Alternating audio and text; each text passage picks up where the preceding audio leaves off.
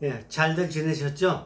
예, 공부 시작하죠. 성부와 성자와 성령의 이름으로. 아멘. 성부와 성자와 성령의 이름으로. 아멘. 자, 이제 본격적으로 이제 나가 누구로 들어왔습니까? 바오로 사도로 들어왔네. 아, 바오로 사도가 누구냐? 바오로 사도가 5년에서 67년까지 살았으니까 5년이면은 뭐를 바로 연상해야 되느냐 하면 예수님보다 5살 동생이다. 예수님이 원년에 태어나신 거니까 예수님보다 5살 동생이다, 이렇게 볼 수가 있습니다. 아주 바오로 사도가 그리스도교에서는 빼놓을 수 없는, 베드로와 바오로 그런 뭐 빼놓을 수 없는 분이기 때문에 제가 이분을 갖다가 한번 해석하는 것이에요. 자, 20세 전에 너 어떻게 살았느냐? 양친이 유대인입니다. 그래서 아버지가 특별히 교육을 많이 강조를 했어요. 그래서 그리스 교육을 많이 받았는데, 그리스 교육 그러면 뭐 뻔합니다. 철학이라든가 역사, 문화, 그리고 언어, 이런 거, 이런 공부를 갖다가 20세 때까지 많이 했어요. 20세 때까지 많이 했다라는 걸로 봐서 이때까지 이 삼중구조 중에서 어떤 걸 많이 썼겠습니까? 정신. 아, 그렇죠. 공부를 많이 했으니까. 그래서 정신의 에너지를 많이 썼습니다. 그리고 20대 전반에 이제 예루살렘으로 출가했다는 게 뭐냐면 유학을 간 거죠. 유학.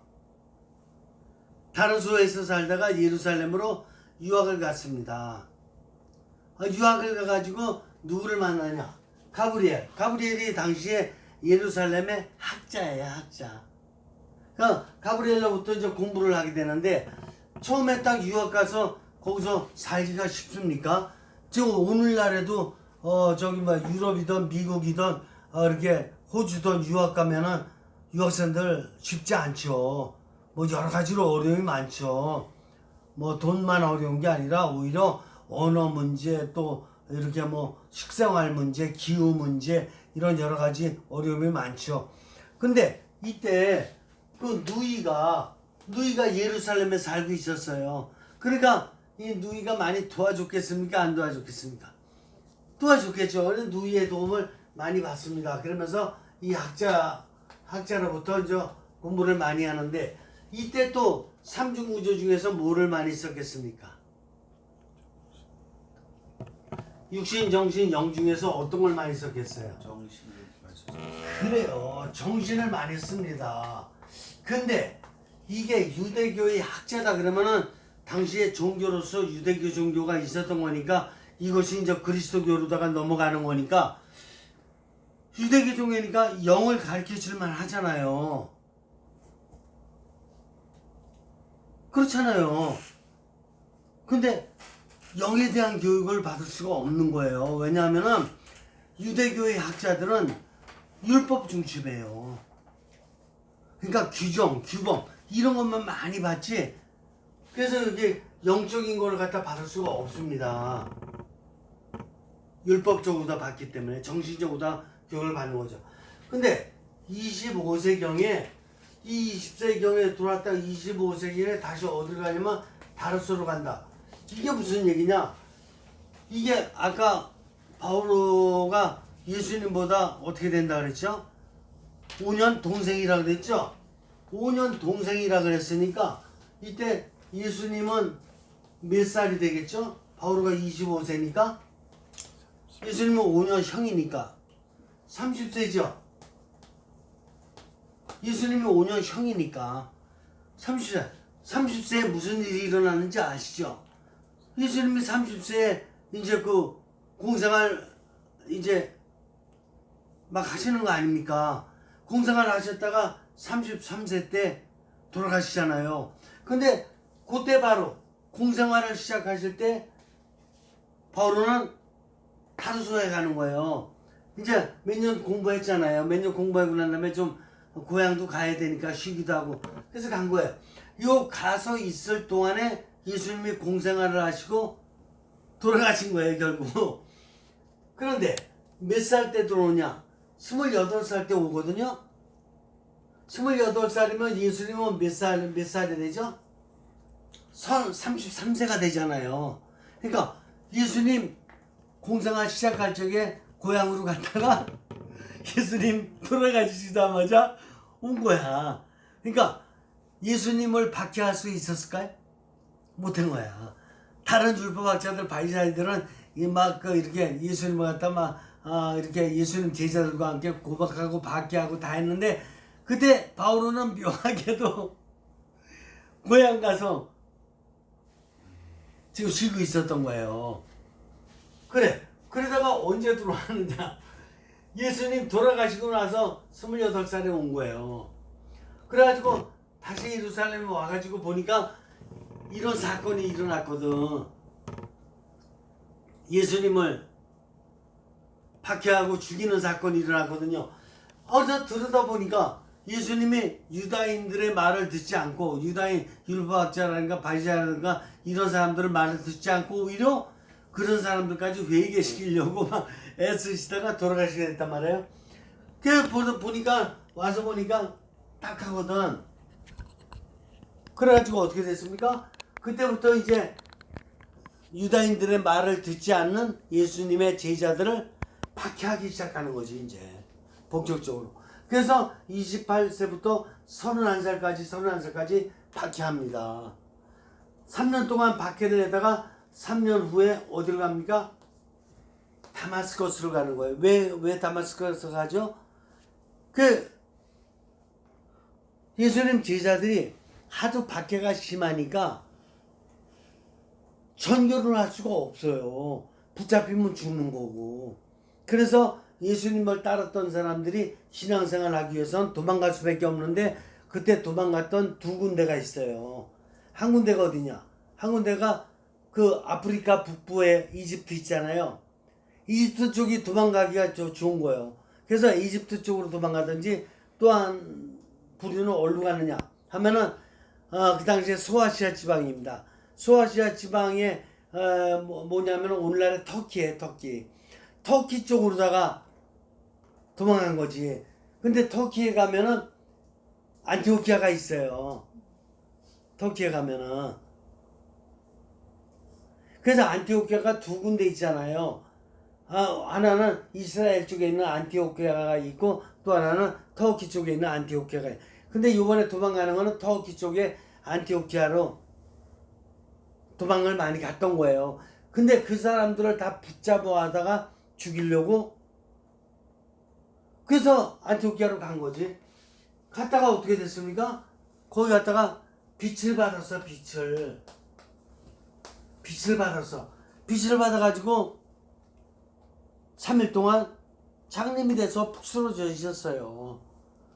그때 아나니아라는 사람이 하느님으로부터 영감을 받아가지고 어디에 가면 이런 사람이 있다. 그 사람을 갖다가 이렇게 치유시켜주라 그러고 아나니아가 이제 바울을 갖다 이제 치유시켜줘가지고 이제 다시 깨어납니다. 그래서 바울은 완전히 깨달았죠. 이때 뭐가 일어나는 겁니까? 전환기가 일어나요. 무슨 전환기죠? 이중구조에서 삼중구조의 전환입니다. 육신과 정신적으로만 살았던 삶에서 이제 영을 알아들은 거예요. 빛을 봤더니. 그리고 이중구조가 삼중구조로 바뀐 거예요. 이게 바로의 전환기예요. 전환기 되고 난 다음에 이렇게 그리스도를 이제 전파하는 삶을 살라 그러는데 어떻게 됩니까? 유대교인들이 내비둡니까? 저거 배신했네. 옛날에 우리한테 다 공부하고 우리 잘 따르던 사람이 우리가 죽였던 예수를 갖다가 따라다니면서 저거 완전 우리를 배반했네. 라고 사울을 미워하기 시작하는 거죠. 그래서 사울이 도망가지 않으면 뭐 금방 붙잡혀서 죽는 수밖에 없으니까 도망가는 거죠. 그래서 31살 때부터 40대까지 10년을 도망 다녀요. 그래서 한편에는 도망다니는 피신생활이지만 다른 면으로다 보면은 사울에게는 나름대로 하느님께서 이렇게 주어진 수련생활이다 이렇게 봐야 됩니다. 왜냐면 지난 과거에 공부했던 것을 다 정신적으로만 공부했고 이 공부했던 거 가지고 사람들 박해하는 데만 쓸 거거든요. 그러니까 자신의 내면 형성을 다시 할 필요가 있죠. 그렇기 때문에 10년 동안의 기간이 필요했던 것이고 그때 아라비아의 3년 또 다르소의 4년 안티오키아의 1년 또 예루살렘에도 며칠 머물고 이래가면서 한 10년이 걸려요. 그래서 이것이 끝나고 난 다음에 들어올 때가 40세입니다. 그래서 들어와서는 그때부터는 욕망해졌어요. 이 유다인들은 미워하던 말도 이런 거에 관계가 없어요. 용맹해져가지고 그때부터 이제 정교를 해야 되겠다. 다마스커스에서 받았던 빛의 주님을 내가 전해야 되겠다. 이 빛을 전해야 되겠다. 이러고 나서 이제 정교 활동 나간 게 40세부터 52세까지 12년 동안 1차, 2차, 3차를 걸쳐서 하는 거죠. 이 1차 때는 어디 하느냐? 1차 때는 소아시아 지방. 소아시아 지방 왜 그러죠? 소아시아 지방이 오늘날의 터키거든요. 제가 아까 그랬잖아. 피난을 어디로 갔어요? 북부 아프리카 쪽하고 이집트 쪽하고 그러니까 터키 쪽 갔다 그랬잖아요. 거기 가면 신자들이 있잖아요. 도망간 신자들이. 가서 그 사람들을 만나서 더 강화시켜야죠. 그래서 글로 1차 때는 이제 소아시아 지방, 터키 지방을 하지만 2, 3차 때는 이제 2차 때 이제 터키 지방을 잠깐 거친 다음에 이제 어디로 갑니까? 그리스 지방으로 가는 거죠. 그리스 지방을 정교하고 오고 3차 때는 다시 한번 그리스 지방을 다시 한번 점검하면서 거기를 갖다 확실하게 정교를 하게 됩니다. 그렇게 정교 활동을 하는 동안에 세 차례에 걸친 이런 옥중 생활을 해요. 이 옥중 생활 에페소에서 시은 살 때 옥중 생활하고 그다음에 가이사르에서 53살에서 55살 때까지 또 2년 정도 하고 그다음에 로마에 갔을 적에 마지막으로 다 생애 마무리 짓기 위해서 왜 예루살렘에서 붙잡혔을 적에 난 로마인이다. 그래서 난 함부로 너희들이 할 수 있는 게 아니다. 난 로마 시민권이 있다. 이러면서 로마 황제 앞에 죽겠다. 이래가지고 로마 가잖아요. 로마 가서 실제로다가는 로마를 정교하고 싶은 게 바울 사도의 꿈이었죠. 그래서 로마에 가서 이제 55세 때 가는데 그 다음 해부터 56세부터 58년까지는 연금당하고 그 다음에 연금 끝나고 나서 어느 정도 정교 활동을 하다가 62세 때 다시 재투옥돼서 이렇게 순교하신 걸로 이렇게 볼 수가 있습니다. 그러는 가운데서 바울 사도는 나름대로 뭐를 많이 했어요? 글을 많이 썼어요. 글을 많이 써가지고 바울 사도 친서로 다 남아있는 게 시작성서에 8편이 있죠. 친서로 다 8편이 있어요. 그리고 바울 사도가 너무 훌륭하다 보니까 바울 사도의 이름으로 그 제자들이 글을 쓰는데 이건 바울 사도한테 내가 배운 거기 때문에 내 이름으로 쓰는 것보다는 바울 사도의 이름으로 쓰는 게 빛을 전달하는 데 더 좋겠다. 그래서 자기가 바울 사도 이름을 썼기 때문에 이걸 가명서관이라고 그러죠. 이 가명서관이 6편이 있는 거죠. 그리고 바울 사도는 에페소 감옥에 그 옥중 생활을 하면서까지도 옥중 또 글을 썼잖아요. 그게 뭡니까? 그게 필리피서하고 필레몬서 그 옥중서관으로 남아 있잖아요. 그래서 삶을 보면은 그 전환기를 맞이했습니다. 전환기를 맞이하면서 피신생활했던 거는 아까도 말씀드렸지만 피신생활 겸 자신의 지난 과거의 삶을 갖다가 다시 수련하는 이런 수련생활, 오늘날의 그 수도자들보다 더 엄격한 의미의 그 고된 수련생활을 했다라고 봐야 되거든요. 이 수련생활을 했는데 이 시기를 갖다 저 형성과학적으로 보면 뭐라고 볼 수 있겠습니까? 여기서 봤을 적에 반형성을 살았던 삶을 어떻게 한 겁니까? 재형성한 거죠. 재형성시키고 초형성시킨 거죠. 그러면서 10년 동안 지속적 형성을 했죠. 그러고 난 다음에 어떻게 했어요? 자기 내면 형성을 잘 시킨 다음에 그 다음에 이제 상호 형성, 터키라든가 아니면 그리스 다니면서 상호 형성을 했죠. 하면서 주어진 상황마다 다 이렇게 상호 형성을 잘했고 또 세계 형성에 이르기까지 오늘날까지도 바울 사도 세계 형성에 기여하고 있잖아요. 그렇잖아요. 그러니까 이런 형성을 잘했던 분이고 그리고 이 감옥 생활을 하면서까지도 조금도 기가 죽지 않고 감옥 생활을 몇 차례를 합니까? 여러 차례 감옥 가잖아. 감옥 생활하고 그러면 사람이 기도 죽을 수 있는데 기죽지 않고 계속해서 무슨 감옥 생활을 했습니까? 영이 업되는 감옥 생활을 하잖아요. 감옥 생활을 하는 정신도 어땠습니까? 영화된 정신으로 업되는. 육신은 어땠을 것 같아요? 육신도 오히려 수련이라고 생각하면서 영화된 육신도 업되고 이렇게 삼중구조가 다 업되는 이런 감옥 생활을 하지 않았습니까? 정규생활도 마찬가지로다가 어려움이 한두 번이겠습니까? 12년 동안. 근데 계속 영과 정신과 육신이 업되는 이런 삶 살지 않았습니까? 그러니까 계속해서 바울 사도는 육신의 충동 에너지가 계속 발휘돼서 영화된 몸, 생체로 됐다고 봐야 되고 그리고 정신의 열망의 에너지도 어떻게 됐습니까? 이 역할이 계속 육신과 소통할 뿐 아니라 영과 소통을 계속 잘함으로써 정신이 가진 역할을 잘했죠. 그런 가운데 영감은 어떻게 됐습니까? 영적인 에너지는 계속 그 성령님과 갈망되고 영감을 받는 초월의 에너지를 계속 잘 사용했다. 이렇게 볼 수가 있겠습니다. 그래서 그 영적인 성향, 그 보면은 하느님과 합치되어 있었죠. 그래서 그러잖아요. 이제는 내가 사는 것이 아니라 그리스도께서 내 안에 사시는 것입니다라고 얘기했던 분이 누굽니까? 바울 사도잖아요. 그러니까 그리스도와 합치되어 있었잖아요. 또 그리스도의 뜻이라 그러면 완전히 인정하잖아요.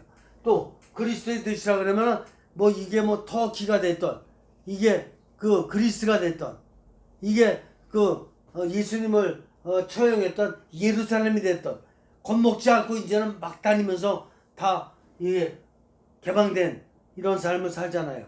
자신의 지난 과거의 삶 다 쳤다라고. 그렇지 않습니까? 그리고 또 사무엘 볼 적에도 뭐 욕심부렸습니까?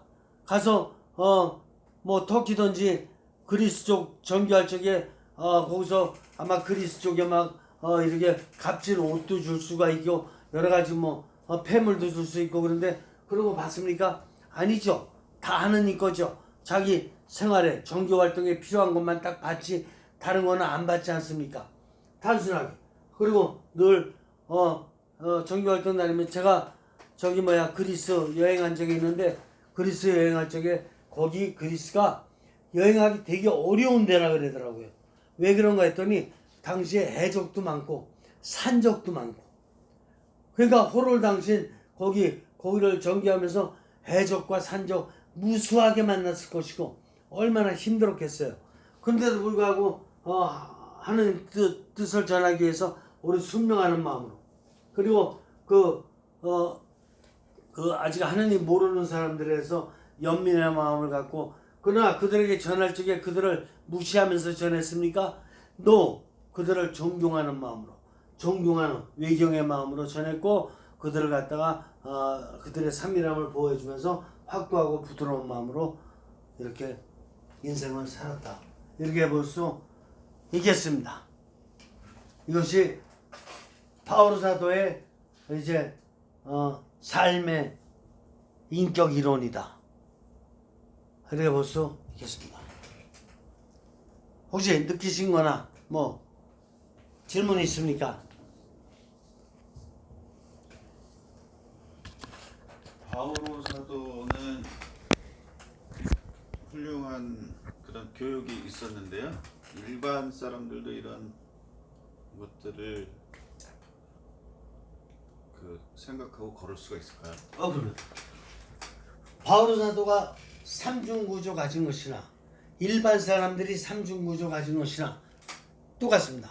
이 아프리카 사람들이 삼중구조 가진 것이나 파푸아뉴기니아 사람들이 삼중구조 가진 것이나 러시아 사람들이 삼중구조 가진 것이나 한국 사람들이 삼중구조 가진 것이나 똑같습니다. 그러니까 바오로 사도가 육신, 정신, 영이 이 세상에 처음 태어났을 적에 우리의 모습은 똑같습니다. 그런데 누구를 만났느냐가 다릅니다. 바오로 사도는 실제로다가 구체적인 사람을 만나지는 않았어요. 그런데 뭐를 봤습니까? 빛을 만났습니다.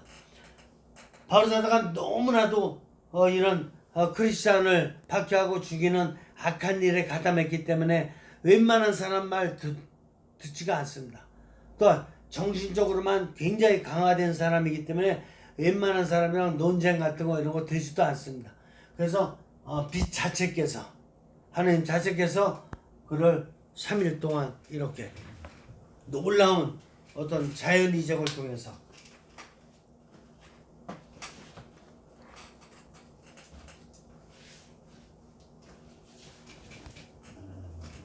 아마 지금 현대인들은 2000년 전에 바오로 사도보다 훨씬 더 어떻게 됩니까? 훨씬 더 뛰어난 삶을 살 수가 있다. 저는 확신합니다. 바오로 사도 이상으로다가 큰 역할을 할 수 있는 것이 현대인이다. 저는 그렇게 보는 것입니다. 네, 또요. 지금 그 유대교 신자로서의 충실한 삶을 사는 사람은 삼중구조의 삶을 살고 있다라고 평가할 수가 있는 건가요? 그렇지 않죠. 왜냐하면 일단은 제가 지난주 시간에 역사를 설명할 적에 뭐냐면은 그 그리스도 탄생 이전까지를 갖다가 어떻게 봤냐면 희미한 삼중구조와 이중구조의 혼합이다 이렇게 봤습니다. 그러니까 완전한 삼중구조를 갖다가 깨닫기를 하나님께서 원하셔서 계속해서 영감을 주셨지만 하느님과 일치하면서 계속 영감을 더 깊이 받으려고 인간이 노력을 안 했기 때문에 결국은 예언자들의 목소리에도 귀를 기울이지 않았고 이렇게 되는 가운데 결국은 예수 그리스도께서 탄생하실 수밖에 없지 않았습니까? 그러니까 완전한 삼중구조의 모습을 벼줄래도 이 받는 사람이 받을 수가 있어야지 받는데 못 받지 않았습니까? 그래서 그리스도께서 결국 탄생하신 것이고 그리스도로부터 삼중구조의 완전한 가르침도 받았고 완전한 모범도 받고 이렇게 됐다 이렇게 보고 유대인들은 예수 그리스도를 믿습니까? 안 믿죠. 안 믿으니까 아직까지도 그 희미한 삼중구조의 늪에 갇혀 있던지 아니면은 율법의 이중구조가 더 강화된 이 상태에 지금 머물러 있는 것이 안타까운 일이다. 그러나 언젠가는 아마 알아들을 날이 올 것이다. 이렇게 한번 해석해 보고 싶어요. 이해가 됩니까? 네. 아, 그래요.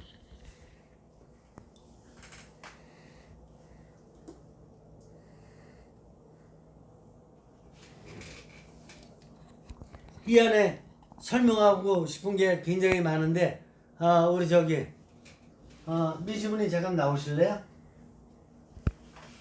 네. 미지분 잠깐 나오세요. 예, 저 전환기가 이루어진 것이 바오로 사도의 아주 정말 핵심인데 이때 저기 내면 형성이 어떻게 돼서 어떻게 변화됐는지 한번 좀 내면 형성 삼중구조가 어떻게 변화된 것인지 바오로 사도. 네. 전환기 빛을 받은 건데 하나님과 합치가 이루어졌고 예, 하나님 뜻을 인정했고 예, 하나님께 개방하는 삶을 살았고 초탈 그렇죠. 살았다 이렇게. 그래서 저 하나님으로부터 뭐를 받은 거죠? 영감. 그렇죠. 빛의 영감을 받은 거죠. 영감을. 빛의 영감을 받은 거죠.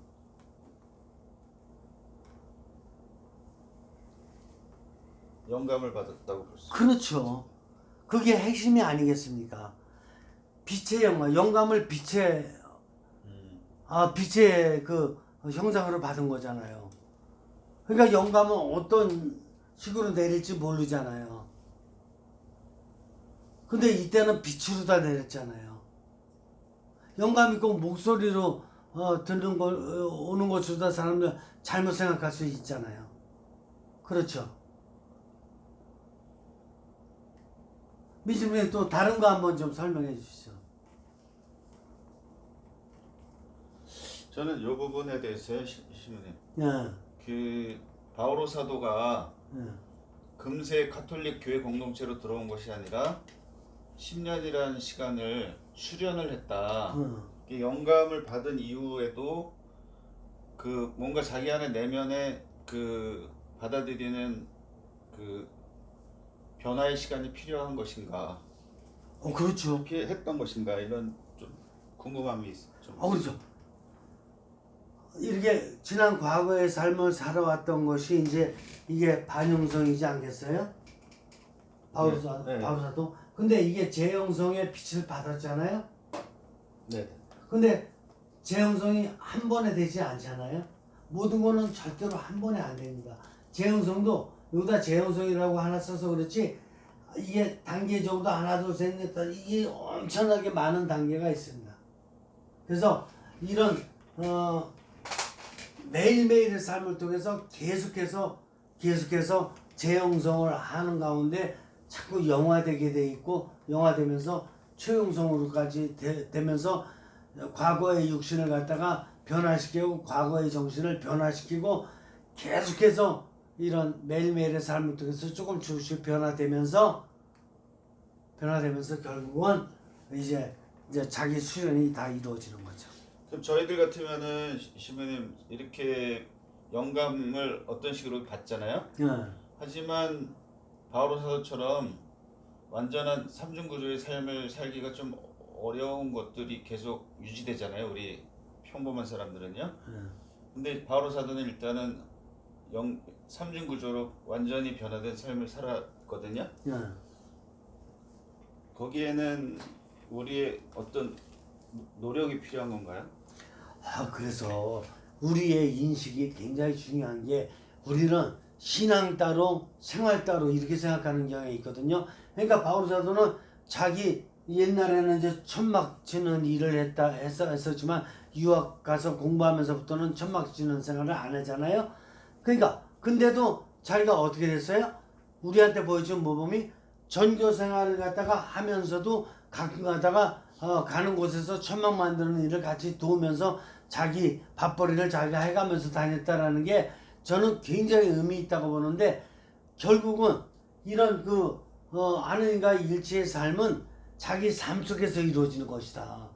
따로 무슨 직업도 없이 그냥 성소자 생활만 중요한 게 아니고 자기 생활을 하면서 주부 같으면은 집안일 밥하고 청소하고 빨래하고 집안일을 하면서 하느님과 합치되는 것이고 또 직장 다니는 사람은 또 직장에서 일하고 또 외국에 또 만약에 자기가 파견돼서 일하게 되면 가서 파견돼서 일하고 그래 가면서 거기에서 자기의 어떤 삶 속에서 하느님과 일치하고 영적으로다가 삼중구조를 완성시키는 것이지 그냥 아무것도 안 하고 그냥 아주 그냥 이런 성소자 생활만 한다 이런 거하고는 질이 다른 모범을 보여주신 분이 오히려 바로 사도다 이렇게 생각이 들어요.